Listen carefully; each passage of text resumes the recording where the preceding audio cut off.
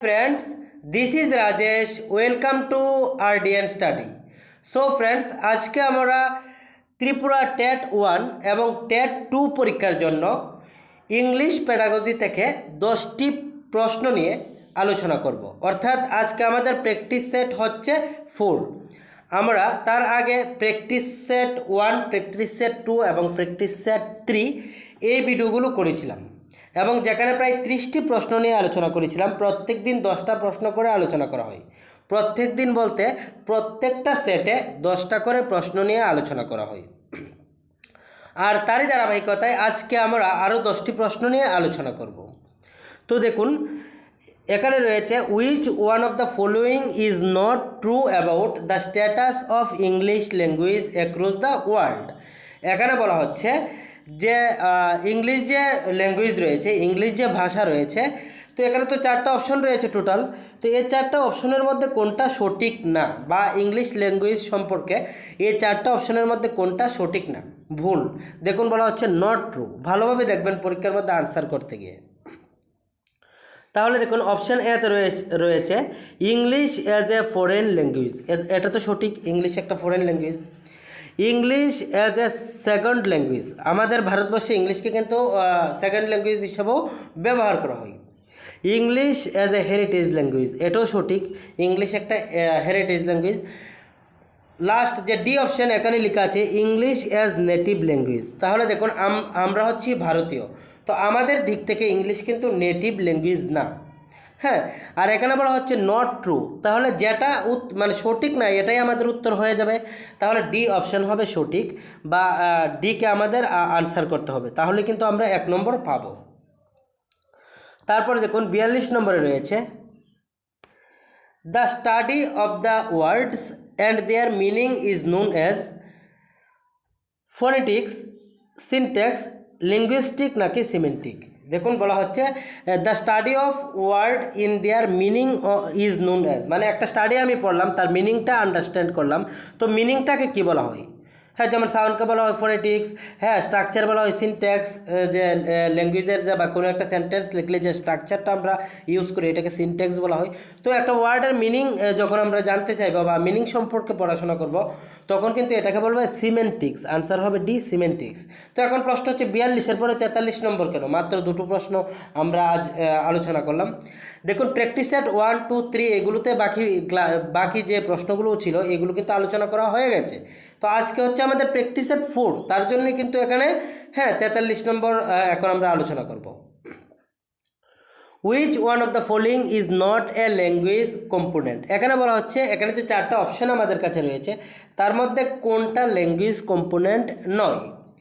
Option এতে রয়েছে grammar একটা language component, speech language component, sound system language component, কিন্তু ম্যানুস্ক্রিপ্ট এটা কিন্তু ল্যাঙ্গুয়েজ কম্পোনেন্ট নয়। তাহলে দেখুন এখানে আনসার হবে ম্যানুস্ক্রিপ্ট। তারপর 44 নম্বরে রয়েছে the second language should be taught through, মানে সেকেন্ড ল্যাঙ্গুয়েজ কীভাবে পড়ানো হবে বা শিক্ষাদান করা হবে, মাদার টাং অ্যান্ড ট্রান্সলেশন নাকি using the target language as much as it is possible, learner background and talent, grammar and rules of language. তাহলে গ্রামার অ্যান্ড রুলসের উপর এত গুরুত্ব দেবো না।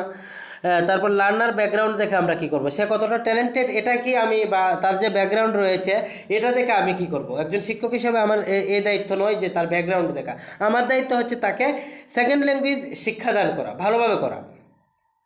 মাদার টাং অ্যান্ড ট্রান্সলেশন, শুধুমাত্র মাদার টাং অ্যান্ড ট্রান্সলেশন করলে হবে না। দেখুন বি অপশানে কত সুন্দর রয়েছে using the target language as much as it is possible, মানে আমরা যেমন সেকেন্ড ল্যাঙ্গুয়েজ হিসেবে স্কুলের মধ্যে ইংরেজি শেখাবো, তো ইংরেজিটা এটা হচ্ছে আমাদের টার্গেট ল্যাঙ্গুয়েজ, এটাকে আমরা বেশি হারে বা বেশি পরিমাণে ক্লাসের মধ্যে ইউজ করব, কমিউনিকেট করার চেষ্টা করব, একজনের সঙ্গে একজনের ডিসকাশন করার চেষ্টা করব ইংলিশে। যখন ডিসকাশন করব তখন ভুল হতেই পারে, কিন্তু যখন ধীরে ধীরে করব তারপর ধীরে ধীরে ফ্লুয়েন্সি আসবে বা আস্তে আস্তে আমরা ইংলিশটা শিখতে পারবো। তাহলে আমরা টার্গেট ল্যাঙ্গুয়েজের দিকে গুরুত্ব দিতে হবে এবং বেশি পরিমাণে এটা ব্যবহার করতে হবে। তারপর দেখুন 45, দেয়ার আর 44 sounds in English, out of this, মানে এখানে বলা হচ্ছে টোটাল 40টা সাউন্ড রয়েছে ইংলিশের মধ্যে, Out of this how many sounds are vowel and how many are consonant respectively? বলা হচ্ছে এখানে যে 44টা সাউন্ড আছে, তাহলে প্রশ্ন কিন্তু আসতে পারে কয়টা সাউন্ড রয়েছে 44টা। বলা হচ্ছে কয়টা বাউল সাউন্ড, কয়টা কনসোনেন্ট, তাহলে বাউল হচ্ছে 20টা আর কনসোনেন্ট হচ্ছে 24টা। তো বাউল একটাকে বলা হয় ডিপথং, আরেকটাকে বলা হয় পিওর, মানে এই ধরনের ভাউলেরও বিভাগ আছে, মানে ভাগ আছে। এগুলো নিয়ে আমরা বিস্তারিতভাবে পরবর্তী ক্লাসগুলোতে আলোচনা করবো। আর কনসোনেন্ট সাউন্ড হচ্ছে 24। তাহলে মনে রাখবেন বাউল হচ্ছে 20 আর কনসোনেন্ট হচ্ছে 24। 46 দেখুন, প্রশ্নটা আগে পড়ে নিই, তারপর অপশনগুলি আমাদের পড়তে হবে। হ্যাঁ, তো প্রশ্নটা পরে আপনাদেরকে এটার হোমওয়ার্ক দিয়ে দেবো, এতটুকু পর্যন্ত দেখাচ্ছি, আনসারটা দেখাবো না। তো এটা একটা আপনারা আনসার করতে চেষ্টা করবেন। Which one of the following statement is আর কারেক্ট? বলা হচ্ছে এখানে যে 4টা স্টেটমেন্ট আছে তার মধ্যে কোনটা কারেক্ট। হ্যাঁ, দেখুন প্রথমে আছে language is one of the most important and characteristic forms of human behaviour, এটা কি কারেক্ট? নাকি সেকেন্ড যেটা রয়েছে, সেকেন্ড আমাদের কাছে রয়েছে বি। দেখুন language helps in uniting thoughts and identity of the individuals, নাকি in India linguistic diversity poses complex challenges, নাকি D number in India linguistic diversity provides a language of opportunities. তো এখানে দেখুন অপশনগুলিও দেখে নিন। তো অপশনগুলি দেখে তারপর আপনারা আনসারটা জানাবেন। এখানে যে বোল্ড করা আছে এটা আনসার নাও হতে পারে, তার জন্যই কিন্তু আমি এটা দিয়েছি আপনাদেরকে। হ্যাঁ, হোমওয়ার্ক। তাছাড়া এটার আনসার, এটাও আনসার হতে পারে, আপনারা বুঝে তারপর আনসারটা করবেন। তারপর 47, in learning a new language the knowledge of mother tongue is helpful. তারপর বলা হচ্ছে ল্যাঙ্গুয়েজ শেখার ক্ষেত্রে কি গুরুত্বপূর্ণ, মানে the knowledge of mother language is helpful, না বি নম্বরে রয়েছে the use of mother tongue interferes rather than facilitates. এটা ভুল হবে, ফেসিলিটিস কিন্তু দান করে ইন্টারফেয়ার থেকেও। The mother tongue should not be used at all by the learner, সেটাও ভুল, মাঝে মধ্যে মাদার টাং ইউজ করতে হবে যখন আমরা সেকেন্ড ল্যাঙ্গুয়েজ শিখবো। নান অফ দিস এটা হবে না, কারণ হচ্ছে অপশন এতে কত সুন্দর একটা উত্তর দেওয়া আছে। এটা হচ্ছে the knowledge of mother tongue is helpful, মানে আমাদের যে মাদার টাঙ্গের যে একটা নলেজ রয়েছে, যেমন আমার মাতৃভাষা বাংলা, তো আমার ইংলিশ শেখার ক্ষেত্রে কিছু না কিছু ক্ষেত্রে আমার এই যে মাতৃভাষাটা কাজে আসবে।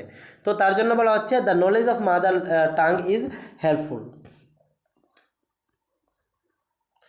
তারপর দেখুন which one of the following statement is are not correct. ভালোভাবে দেখবেন, নট কারেক্ট, কারেক্টের কথা কিন্তু বলা হয়নি, not correct.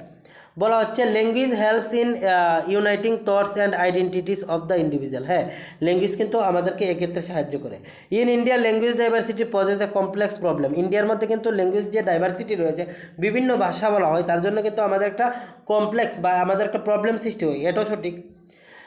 Language is one of the most important form of communication among humans. Language একটা গুরুত্বপূর্ণ বিষয় হিউম্যানের জন্য, এটাও সঠিক। কিন্তু ডি নম্বরে কী রয়েছে দেখুন, in India English language is spoken by 80% of the population. বলা হচ্ছে আমাদের ভারতবর্ষে 80% মানুষই ইংলিশ বলে, এটা কিন্তু ভুল। তো যেটা ভুল এটাই আমাদের জন্য উত্তর হবে, কারণ এখানে জিজ্ঞাসায় প্রশ্নই করা হয়েছে যে কোনটা ভুল, তাহলে ডি অপশন হবে উত্তর। তারপর আপনাদের জন্য হোমওয়ার্কের জন্য রেখেছি, যার জন্য আপনাদেরকে এখানে বোল্ড করে উত্তরটা দেওয়া হয়নি। Which one of the following is not a language component. এখানের মধ্যে ল্যাঙ্গুয়েজ কম্পোনেন্ট কোনটা নয় আপনারা জানাবেন। সাউন্ড রয়েছে, সিম্বলস রয়েছে, ভোকাবুলারি রয়েছে, স্ট্রাকচার রয়েছে।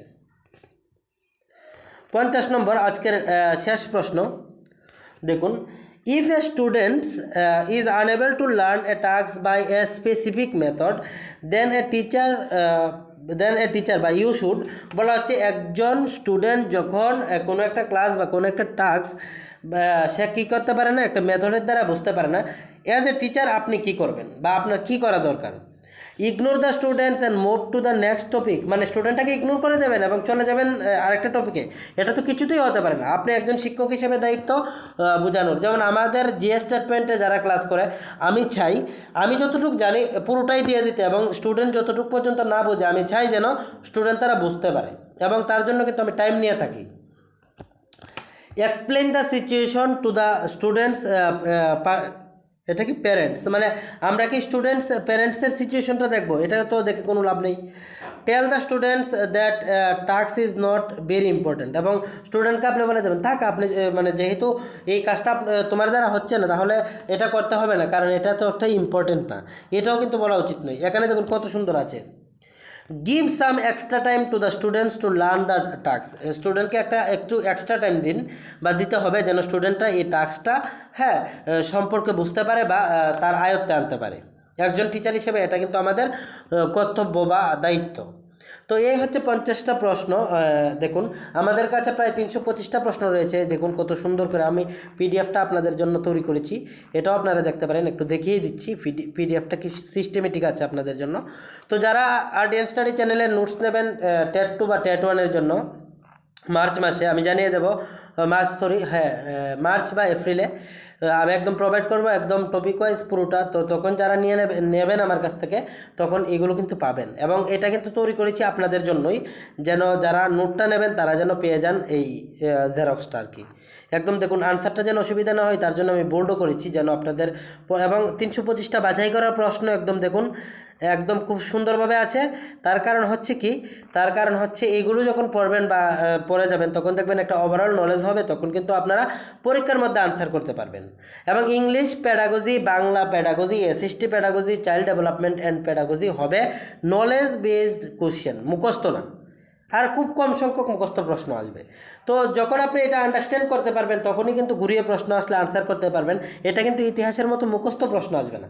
তাছাড়া এখন কিন্তু টেট পরীক্ষাতে ইতিহাস মুখস্থ প্রশ্ন আসে না, এটাতেও কিন্তু নলেজ বেস বলতে অ্যাপ্লিকেশন বেস প্রশ্ন করা হয় যেন স্টুডেন্টরা বুঝে আনসার করতে পারে বা যারা পরীক্ষার্থীরা রয়েছেন। কারণ হচ্ছে একটা কম্পিটিটিভ এক্সামে কিন্তু আমাদের মুখস্থবিদ্যা কখনোই চেক করবে না, তারা চেক করে যে আমাদের মেন্টাল ক্যাপাসিটি বা আমাদের বোঝার ক্ষমতা বা আমরা টপিকটা কতটুকু বুঝেছি বা আমরা শিক্ষক হয়ে ছাত্রদেরকে কতটুকু দিতে পারবো এটা যাচাই করে।